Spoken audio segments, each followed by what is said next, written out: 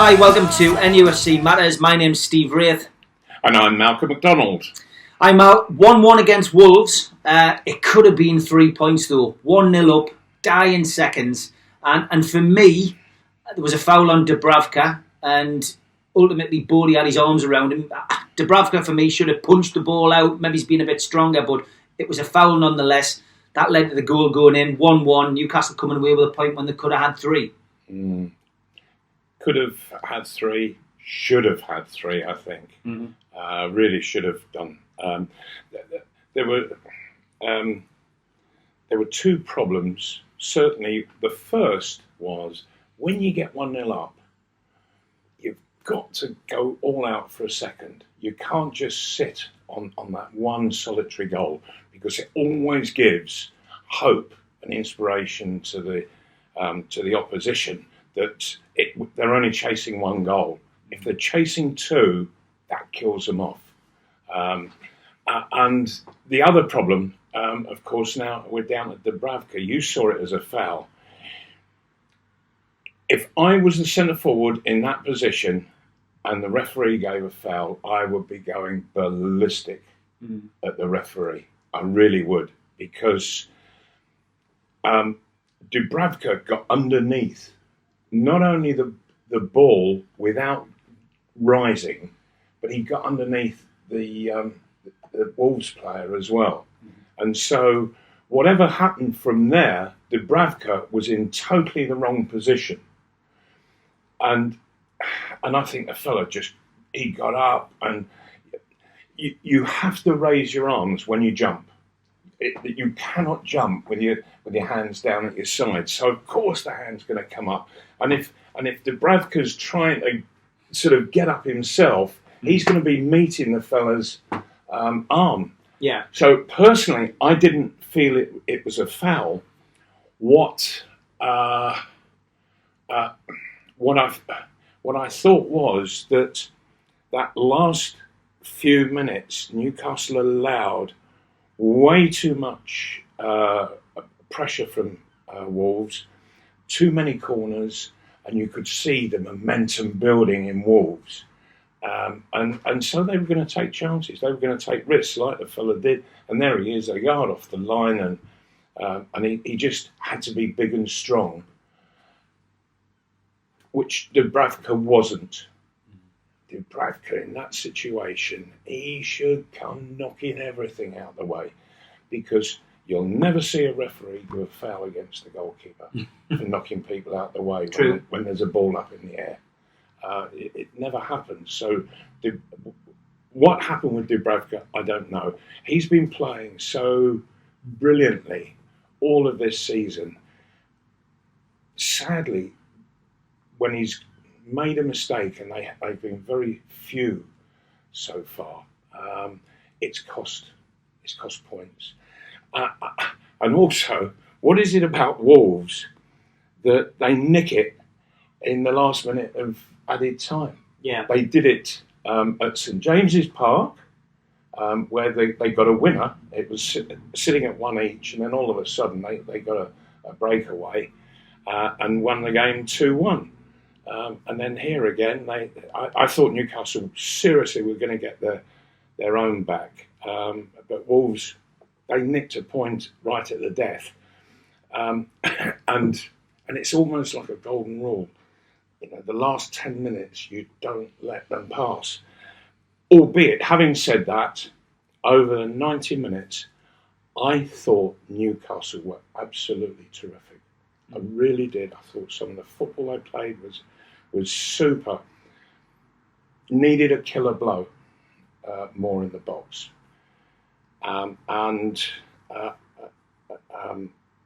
Almiron coming on, boy, with his pace, he will deliver killer blows. Yeah, what did you think? Sure. Well, you can't judge a player in a 15-20 minute spell. However, he made an impact when he came on. He did, didn't he? Yes, he did. He did, and more Newcastle players have got to get used to him and how he plays, so that they can dovetail to him rather than Almiron dovetailing with everybody else. And what I saw was that the fella wants to get the ball and he wants to run at people. There's nobody in the Newcastle side prepared to do that, quite simply because they haven't got the pace. You've got to have pace, and Almiron's pace, by the look of him, I think it's deathly pace. I think there's going to be a few defenders having some sleepless nights. They're not going to, absolutely, especially those teams around us, Huddersfield, Burnley. They're not going to look forward to having this guy running at them. Absolutely, and he will look to keep getting the ball in the box at speed, and that makes it great for the likes of Rondon and then Perez coming later, and even Matt Ritchie getting in there as well, and albeit I have to say, I think the fella is absolutely brilliant at what he's doing. Mm-hmm. He's not the greatest player in the world. He I think would accept his personal deficiencies on a football field, but he knows his strengths, and by heavens, he puts his strengths to work so hard, and he just gives absolutely everything. Every single 90 minutes that he plays. He's a 7 out of 10 every game, isn't he? Oh, every game. And I really do admire him. His attitude to the whole thing is just fantastic. And you can see him geeing others up as well. And well done him. But I thought that Newcastle, they could come away from Wolves feeling quite proud with themselves. Yeah, and it's not very often we've said that this season. Let's look at Longstaff. I think we both probably thought that maybe, especially after what Raf had said after the last game, that he might have given Longstaff a rest. He's got into the team when we've been struggling for central midfielders, Diarmi out, Shelby out, Key away and international duty. But Longstaff's come in last man standing, if you like, able to play in that role, and he took it by the scruff of the neck, took his chance by the scruff of the neck, and he's performed. And he got, rightly so, he got man of the match against Wolves. Where great to see a local lad. Good for him, absolutely. It's brilliant, and he's doing brilliant as well. And there just seems to be a maturity about him. The way that he's just reading the game, always in the right spot at the right time, and the number of times that I just see the ball drop, and there he is, he's got it, thank you very much, and away he goes, brings other people into play, and there's never going to be anything fancy from him. Don't expect that, but we don't really want fancy from a central midfield player. This fella, he can be the hub of the side, and he can switch the play around from them attacking us to Newcastle attacking them. And he needs to have some quality around him. It will be interesting to see, because he has got a very canny pass about him. And as Longstaff, and Almiron will make runs. And if Longstaff can just be slotting it in the space in front of Almiron, I can see them, Newcastle, causing all sorts of problems for opposing sides.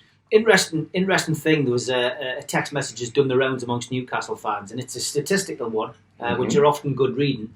But at this time last season, I think the stats, if I remember rightly, were 25 points from 26 games played, goal difference minus 12, with 5 of the top teams to play. That was last season. Mm-hmm. This season, exactly the same amount of points.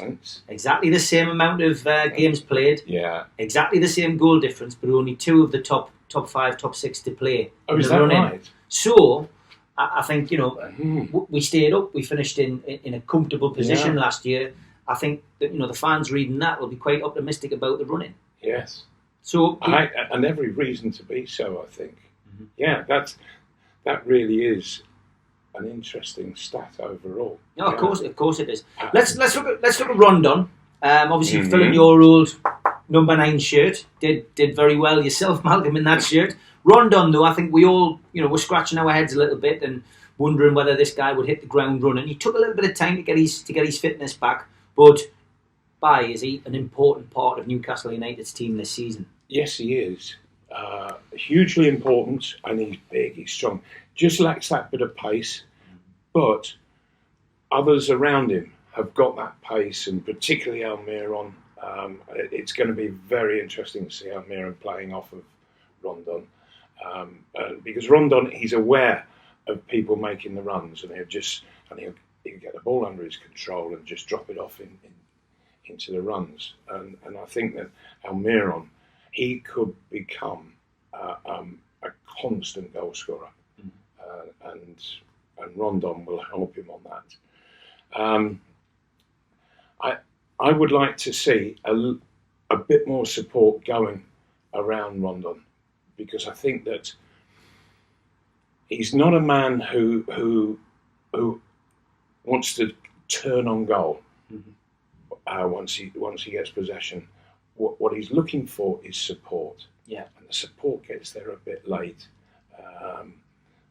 Perez will get there, but it's not always when Rondon really needs it. Hayden, he drops too deep and he shouldn't. He should be getting forward a lot more. I know he scored against Wolves and good, well done him. But I would like to see a bit more of that. No, not a bit more, a lot more. Mm-hmm. I want to see a lot more of Hayden. If he's going to be in the side, he should be getting forward constantly. I don't know. There just seems to be with a few of the players in the side, there seems to be a mental block on making forward runs. You know, that they'll have a jog forward. What you want to see is people bursting forward. Mm-hmm. They're impossible to mark when they do that. But Hayden, he jogs forward, and it's all too easy to defend against him. Albeit he did get in there for the goal. Well done to him. But from that position, he should be doing that. He should be scoring 12 goals a season. Yeah. And he's not getting 12 shots at the moment. Mm. So he's got to improve hugely on the number of shots to get an average of about 12 goals a season.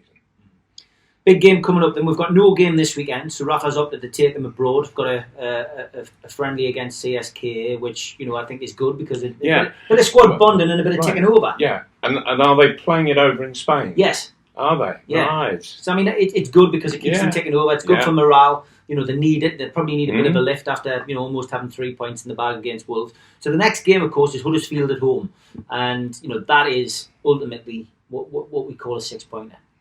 How do you see it going? It is. Huddersfield, they can play a bit. They knock it about very nicely, but they really just have nothing up front whatsoever. And this game, it's got to be a must-win game. Yeah. Nothing else will do whatsoever.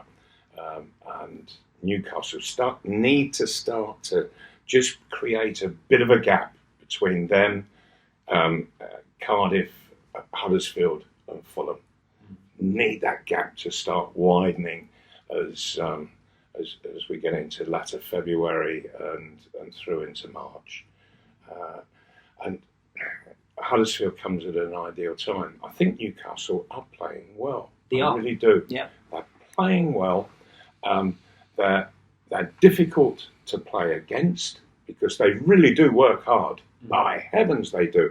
And if you remember back to, I think it was early December that they played Wolves at home. Yes. Yeah. Early December. So it's not that long ago. And Wolves just totally outpassed Newcastle. They looked absolutely brilliant. It was, in all honesty, I thought it was one of the best footballing performances I've seen this season. Yeah. And I looked at the football and boy, I thought, wow, they are playing some. Newcastle, it just shows the tenacity that exists within the squad. That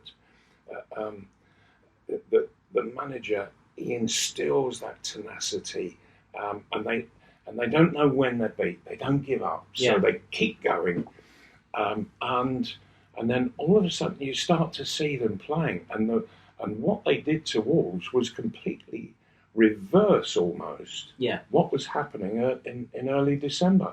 And I thought it was absolutely terrific. If I were the Huddersfield manager looking at that Newcastle performance at Wolves, I would be thinking, oh dear, we have a problem. Because they can't get forward. And the few times that they do, they're totally punchless up front. Oh, now having said that, I'll put them up.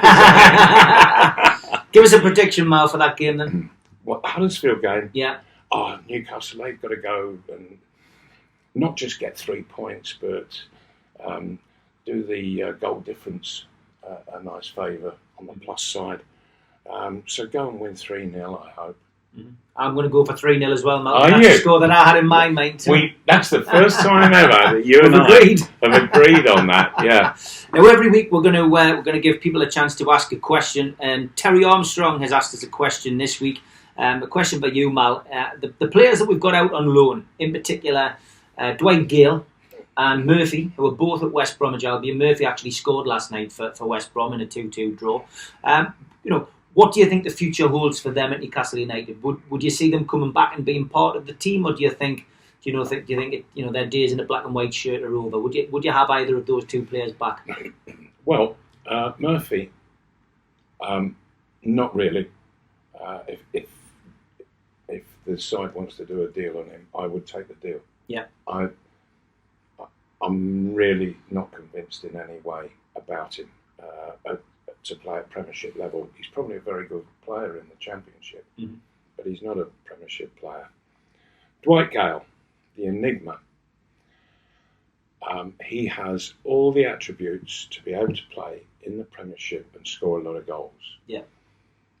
Up there, I don't think he believes it.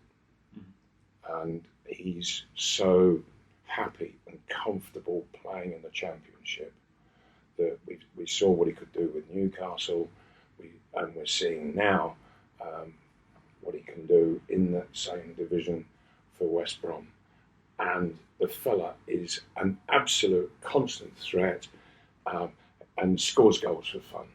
As soon as you put him into the Premiership, bless him, I don't know why, but he seems to freeze. Now maybe it was earlier in the season, at the very beginning, and last season, that he didn't have anybody really to play with, and he was finding it overwhelming to see two big centre halves and fullbacks coming round, and thinking, how am I going to get past all of this, and not have that bigger fella just to take a bit of weight off him. Yeah.